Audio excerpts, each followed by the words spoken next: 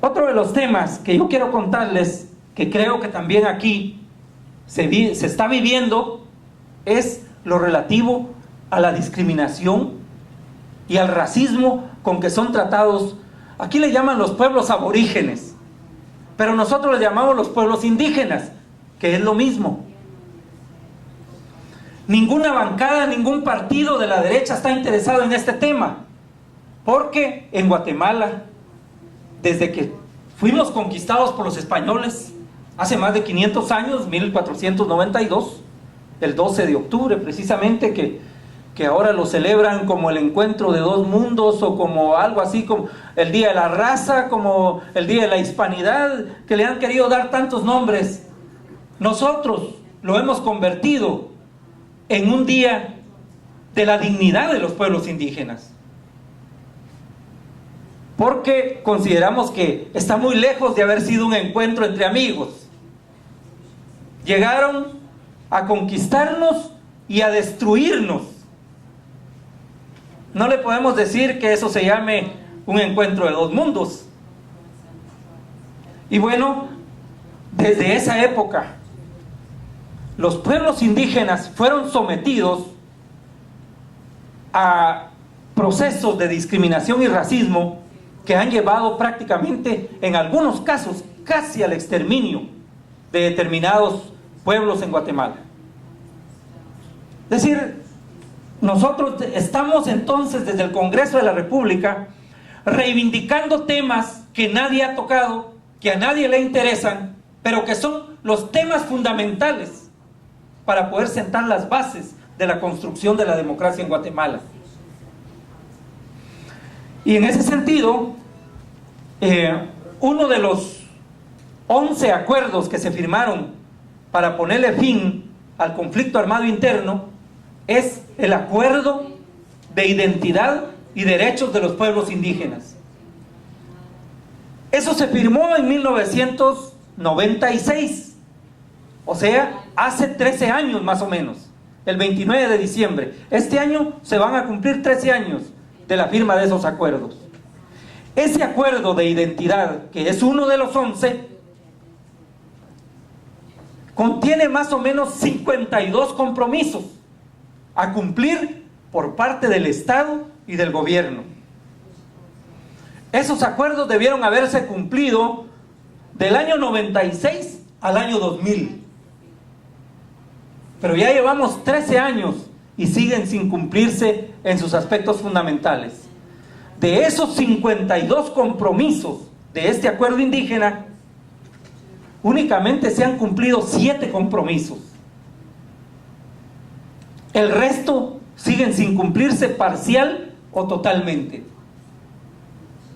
Y así, en los acuerdos de paz, hay temas económicos, hay temas agrarios, hay temas fiscales, hay temas de derechos humanos, hay temas de reformas al Estado, de reformas a la ley electoral y de partidos políticos.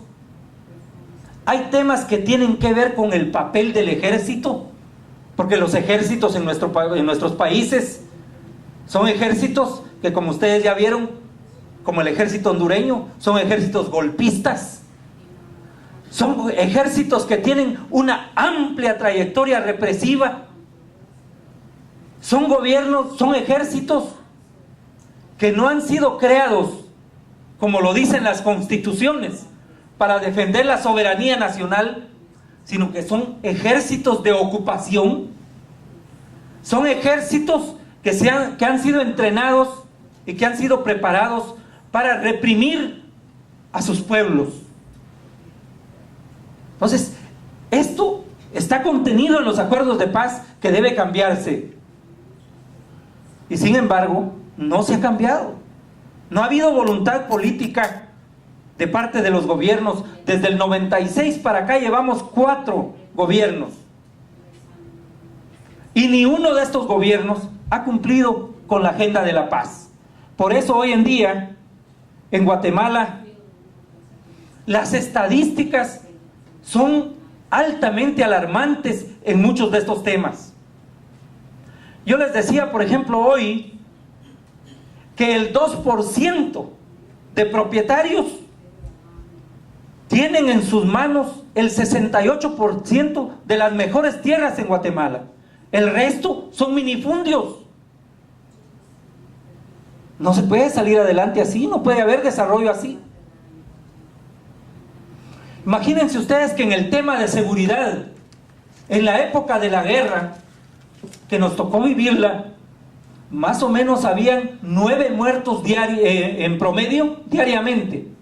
9 muertos diariamente en promedio. Hoy, después de 13 años de la firma de la paz, se mueren en promedio 25 personas diarias en Guatemala.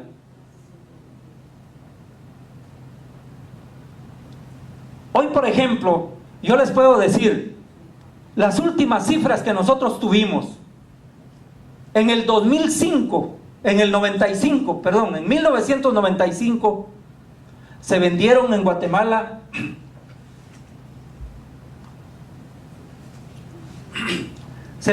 Guatemala aproximadamente 20 millones de municiones. En 1995, 20 millones de municiones. Hoy, en el 2006, digamos que 10 años después, ya sin guerra, se vendieron 50 millones de municiones. Es decir, es una carrera que no ha parado. En Guatemala, la Policía Nacional Civil tiene alrededor de 18,000 miembros. Pero las policías privadas tienen 150,000 miembros. O sea, hay un ejército privado. Es decir, eso lo que refleja son los altísimos niveles de inseguridad que se viven en Guatemala. O sea, las cifras son alarmantes. Imagínense ustedes, ¿qué desarrollo puede ser posible en un país donde el 50% de los niños padecen desnutrición? Esas son las cifras lamentables en Guatemala. Un país donde cerca del 50% de la población es analfabeta, no sabe leer y escribir. Y regiones en donde el 95% de las mujeres son analfabetas.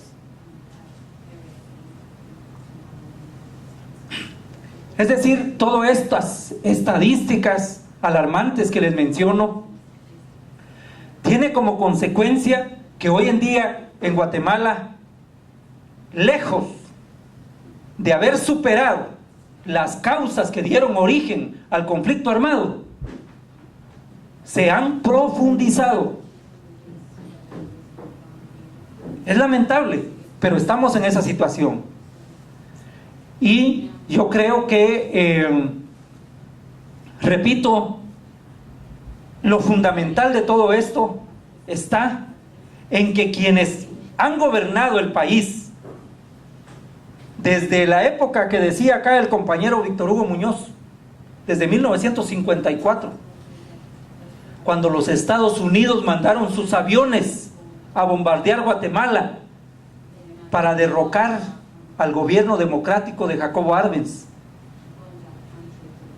Los Estados Unidos hicieron una campaña ideológica convenciendo a la gente en Guatemala que Jacobo Arbenz estaba convirtiendo a Guatemala en cabeza de playa del comunismo internacional. Y ustedes saben que Jacobo Arbenz era militar, era un coronel. Era coronel del ejército. Y si ustedes analizan la historia de Guatemala, Jacobo Arbenz lo que quería era modernizar el capitalismo en Guatemala.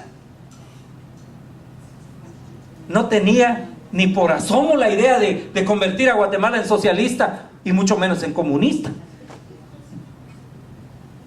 Pero los Estados Unidos utilizaron esa argucia, ese argumento, para ir a derrocar a un gobierno que estaba impulsando reformas a favor del pueblo de Guatemala. Pues desde esa época, en Guatemala, no hemos conocido gobiernos democráticos, sino hemos vivido dictaduras militares, dictaduras civiles, o gobiernos civiles, o con fachada de civiles, pero con estrategias contra insurgentes. Y hasta hoy día, el Estado guatemalteco, en realidad, todavía no ha desmontado las estructuras de la contrainsurgencia. El Estado guatemalteco sigue siendo un Estado excluyente, un Estado utilizado por los grupos de poder para enriquecerse. Hoy incluso se puede decir que el Estado está siendo incluso aprovechado por determinados grupos relacionados con las mafias, relacionados con el crimen organizado y con el narcotráfico. Es increíble, pero en Guatemala el poder que maneja el narcotráfico es superior al poder del Estado. El presupuesto del narcotráfico es superior al presupuesto de ingresos y egresos de la nación guatemalteca. Hoy en día, con la crisis financiera y todo esto que los grandes usureros capitalistas han generado en el mundo, los que tienen solvencia financiera son los grupos de narcotraficantes. Y entonces, ustedes ya se dieron cuenta los fenómenos que se están dando en el mundo alrededor de estos temas. Y tienen a los estados de rodillas. Esa es la realidad que vivimos en nuestros pueblos, con gobiernos que son, en la mayoría de los casos, serviles a esos intereses o que son funcionales a esos intereses. Entonces yo lo que les quiero decir es pues que en el Congreso de la República nosotros tenemos como izquierda una representación muy pequeña. Y nos toca enfrentarnos a todos esos poderes que yo les mencionaba. Pero yo creo que si algo tiene la izquierda guatemalteca, y si algo tenemos los revolucionarios guatemaltecos como lo tienen los revolucionarios de todo el mundo, es el valor, es la decisión de seguir luchando y de cambiar tarde o temprano, y esperamos que más temprano que tarde, esa realidad que viven nuestros pueblos.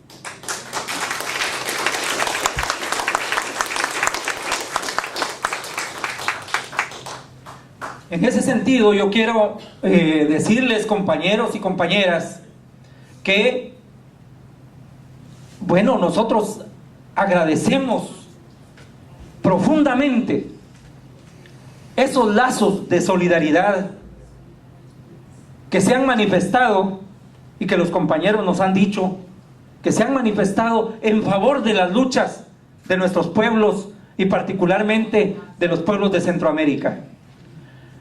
En el tiempo de la guerra, cuando triunfó el Frente Sandinista de Liberación Nacional en 1979 en Nicaragua, en Centroamérica decíamos, y eso no me dejarán mentir los camaradas del FMLN, pero en Centroamérica decíamos, si Nicaragua venció, El Salvador vencerá y Guatemala le seguirá.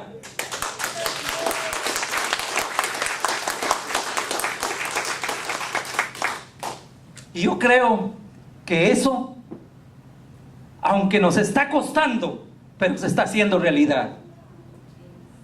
Y yo de verdad creo que de los hermanos salvadoreños que los tenemos ahí, en la frontera con Guatemala, nosotros tenemos mucho que aprender, al igual que de las luchas de los otros pueblos de América Latina y del mundo.